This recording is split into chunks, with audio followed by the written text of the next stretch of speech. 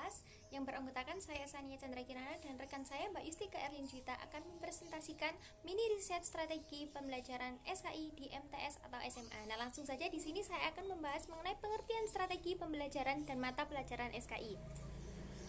Nah, dalam dunia pendidikan, strategi itu diartikan bahwa strategi pembelajaran adalah perencanaan yang berisi tentang rangkaian kegiatan yang didesain untuk mencapai tujuan pendidikan tertentu. Nah, ada dua hal yang perlu kita cermati dari pengertian di atas. Yang pertama, strategi pembelajaran merupakan rencana tindakan termasuk metode dan pemanfaatan berbagai sumber daya atau kekuatan dalam pengajaran. Yang kedua, strategi itu disusun untuk mencapai tujuan tertentu.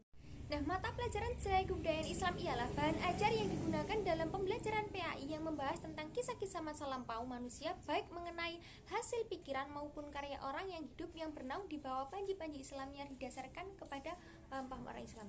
Selanjutnya di sini saya akan menjelaskan mengenai macam-macam strategi pembelajaran SKI. Nah, macam-macamnya yang pertama panduan membaca. Nah, panduan membaca itu langkah-langkah strategi ini. Yang pertama, siswa membaca teks bacaan dengan panduan kisi-kisi pertanyaan dari guru. Selanjutnya, secara bergiliran itu siswa itu menjawab poin atau kisi pertanyaan.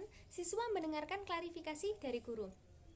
Nah, selanjutnya ada contoh penerapannya. Nah, contoh penerapannya itu kompetensi dasarnya itu menceritakan sejarah berdirinya Daulah Abbasiyah. Nah, ada langkah-langkahnya. Selanjutnya yaitu everyone is a teacher here. Nah, langkah-langkah dari strategi ini adalah yang pertama, masing-masing siswa itu menulis pertanyaan tentang materi. Yang kedua, pertanyaan tersebut kemudian diatur dengan siswa yang lain itu secara acak. Nah, masing-masing siswa itu mencoba menjawab pertanyaan yang dipegang, kemudian siswa itu mendengarkan klarifikasi dari guru. Untuk kompetensi dasarnya itu menceritakan sejarah berdirinya Daulah Abbasiyah dan langkah-langkahnya. Nah, yang ketiga, group resume. Nah, langkah-langkah dari strategi ini adalah siswa itu secara berkelompok untuk meresum materi yang diberikan guru, kemudian masing-masing kelompok itu menunjuk wakil untuk mempresentasikan hasil resume, kemudian siswa mendengarkan klarifikasi dari guru. Nah, untuk contoh penerapannya yaitu menceritakan sejarah berdirinya Daulah Abbasiyah dan langkah-langkahnya.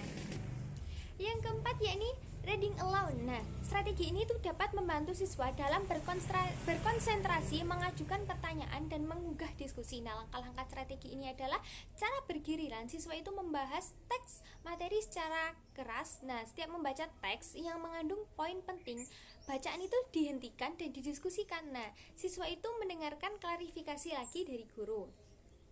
Nah, untuk contoh penerapan itu kompetensi dasarnya itu menceritakan sejarah berdirinya Daulah Abbasiyah, karena ini masih membahas tentang pembelajaran SKI.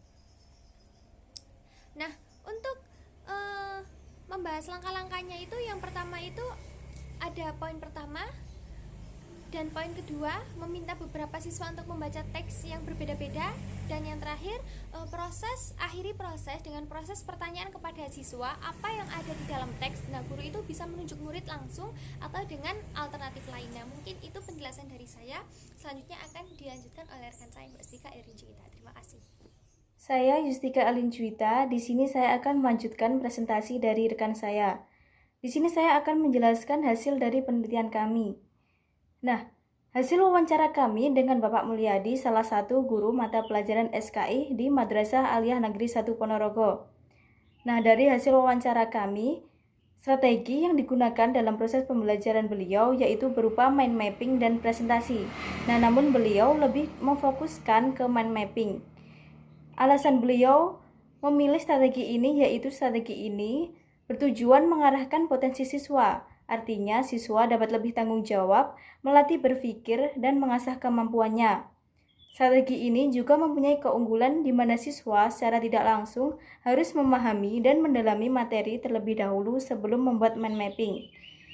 Nah, di sisi lain, siswa juga dilatih untuk berkreasi dan mengembangkan kreasi mereka sesuai dengan imajinasi mereka. Dan dalam strategi ini akan lebih memudahkan guru, karena guru tinggal menambahi dan membenarkan materi yang disampaikan, sehingga bisa dikatakan strategi ini proses pembelajaran berpusat pada murid atau student center. Yang tentu ini akan melatih siswa akan lebih mandiri. Nah, dalam semua hal pasti ada kendala, begitu juga dengan strategi ini.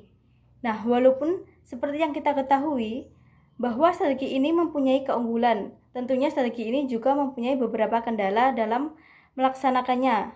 Nah, seperti halnya salah satu yang menjadi kendala dalam proses strategi ini yaitu ketika siswa belum siap. Nah, dalam artian siswa belum menguasai materi. Nah, hal ini sangat menghambat proses berjalannya pembelajaran menggunakan strategi ini. Karena memang strategi ini berpusat pada siswa. Jadi ketika siswa kurang menguasai materi, terpaksa guru harus mengambil alih proses pembelajaran. Nah, sebenarnya ada beberapa cara agar siswa dapat menguasai materinya. Salah satunya yaitu dengan mengingatkan kepada siswa secara langsung agar mempelajari materi yang telah menjadi bagiannya. Nah, serta memberikan punishment atau sanksi kepada siswa yang kurang menguasai materi, sehingga membuat siswa mempunyai motivasi agar mempelajari materi yang telah dibagikan dan bertanggung jawab atas tugas yang telah diberikan. Nah, sekian yang dapat kami sampaikan. Akhiran, wassalamualaikum warahmatullahi wabarakatuh.